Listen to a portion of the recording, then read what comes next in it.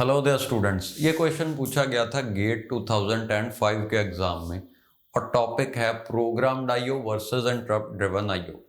तो एक बार मैं स्टेटमेंट पढ़ता हूं, then we are going to solve this question. A device with data transfer rate 10 kb per second is connected to a CPU. Data is transferred byte-wise. Let the interrupt overhead be 4 microseconds. The byte transfer time between device interface register and CPU or memory is negligible. What is the minimum performance gain of operating the device under interrupt mode over operating it under program controlled mode? Okay, तो आपने performance gain calculate करना है of using interrupt driven IO over using the programmed IO. तो पहले इन दोनों modes को discuss करते हैं कि इंटरप्ट ड्रिवन में क्या होता है और प्रोग्राम्ड में क्या होता है। यू वेरी वेल नो कि interrupt driven IO programmed IO से एफिशिएंट है, क्योंकि यहाँ पे सीपीयू कोई टाइम वेस्ट नहीं कर रहा डिवाइस को चेक करने में। यानी कि सीपीयू बार बार डिवाइस से ये नहीं पूछ रहा कि क्या तुम्हारे पास कोई डाटा रेडी है या नहीं। इंस्टेड ये डिवाइस खुद ही सीपीयू को इन्फॉर्म करेगा जब भी उसके पास कोई डाटा होगा। So for most of the time CPU कुछ ना कुछ यूजफुल काम कर रहा होगा।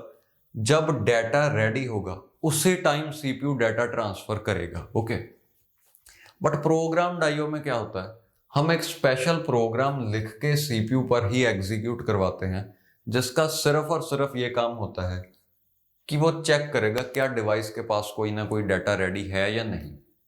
यानी कि यहां पे CPU continuously data ready flag या डाटा रेडी रजिस्टर को चेक करता रहेगा। जब भी इस रजिस्टर में 1 होगा तो सीपीयू को पता चल जाएगा कि डाटा रेडी है और वो बाइट ट्रांसफर कर लेगा। अब क्वेश्चन में आपको मेंशन किया हुआ है कि डाटा ट्रांसफर करने में कोई टाइम नहीं लग रहा। The byte transfer time between device interface and register the byte transfer time between device interface register and CPU or memory is negligible।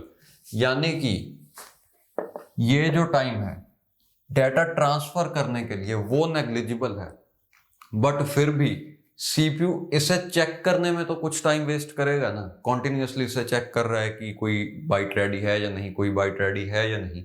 Similarly इस केस में भी डाटा ट्रांसफर करने में नेग्लिजिबल टाइम लगेगा, बट यहां पे कुछ इंटरप्ट ओवरहेड होगा। क्वेश्चन में वो गिवन है इंटरप्ट ओवरहेड इज 4 माइक्रोसेकंड्स।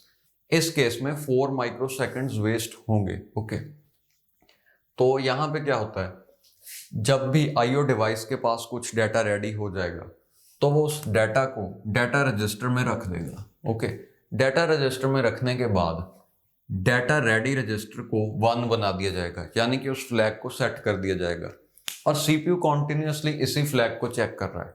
जब भी यहाँ पे 1 मिला सीपीयू एज्यूम कर लेगा कि ये लेटेस्ट डाटा है और ये फैच हो जाएगा, फिर सीपीयू इसे 0 बना देगा। ओके, तो ये कॉन्टिन्यूसली होता रहेगा। यहाँ पे आप देख सकते हो कि सीपीयू कोई यूजफुल काम नहीं कर पा रहा, वो सिर्फ एक डिवाइस को ही बार बार चेक कर रहा है। ओके, तो यहां पे देखते हैं कि सीपीयू का टाइम वेस्ट कितना हो रहा है। यहां पे आप देखो डाटा ट्रांसफर रेट है 10 kb पर सेकंड, यानी कि 10 kbs ऑफ डाटा को चाहिए 1 सेकंड। तो 1 बाइट ऑफ डाटा को कितना टाइम लगेगा? 1 byte will take 1 upon 10k seconds, which is 1 upon 10 raised to the power 4 second। Okay, तो ये आएगा 0.1 मिली सेकेंड। ओके, तो ये देखो यहां पे एक बात का आपने ध्यान रखना है, k की value 2 raise to the power 10 नहीं लेनी। k की वैल्यू यहां पे है 10 रेज टू द पावर 3, क्योंकि ये डाटा रेट है, ये डाटा अमाउंट नहीं है, डाटा रेट है। यानी कि 1 सेकंड में कितना डाटा ट्रांसफर हो रहा है, काइंड ऑफ बैंडविड्थ गिवन है। ओके, तो इस केस में मैंने आपको बताया है कि k की वैल्यू होगी 10 पावर 3। ओके, तो यहां पे हमने कैलकुलेट कर लिया कि 1 बाइट को 0.1 मिली सेकेंड्स लगेंगे। ओके, मीन्स इतना टाइम ये डिवाइस ले रहा है एक बाइट प्रिपेयर करने के लिए, और इतने टाइम के लिए सीपीयू कॉन्टिन्यूसली इस रजिस्टर को चेक करता रहेगा बार बार बार बार। तो यहां पे इतना टाइम वेस्ट हो रहा है। इस केस में आप देख सकते हो सीपीयू का इतना टाइम वेस्ट हो रहा है just in checking this byte, sorry this data register. और इस केस में क्या होगा, इस केस में सीपीयू कुछ ना कुछ यूजफुल काम कर रहा है।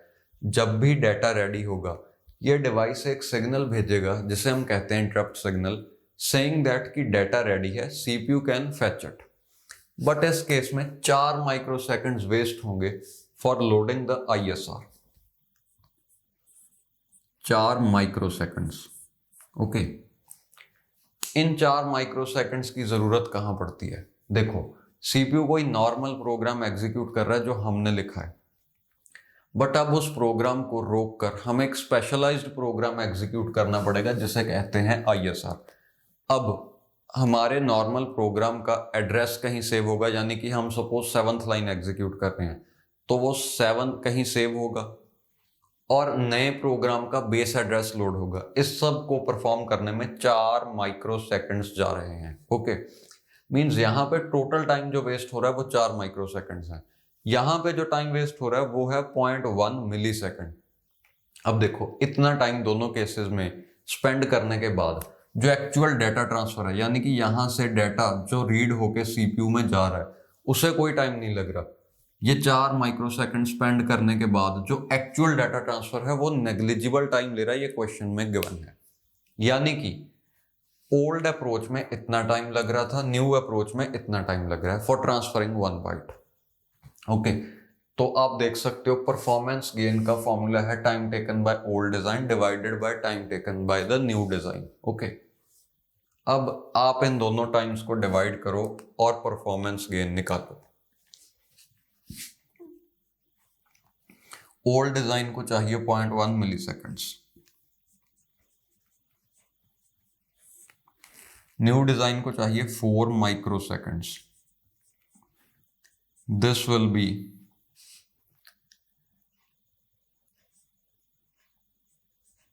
100 माइक्रोसेकंड्स। मिली को माइक्रो में कन्वर्ट करो, यानी कि मल्टीप्लाई बाय 1000। ओके, और ये 4 ऐसे का ऐसे ही। यू कैन सी आपका आंसर आया 25। तो परफॉर्मेंस गेन इस केस में होगा 25। ओके।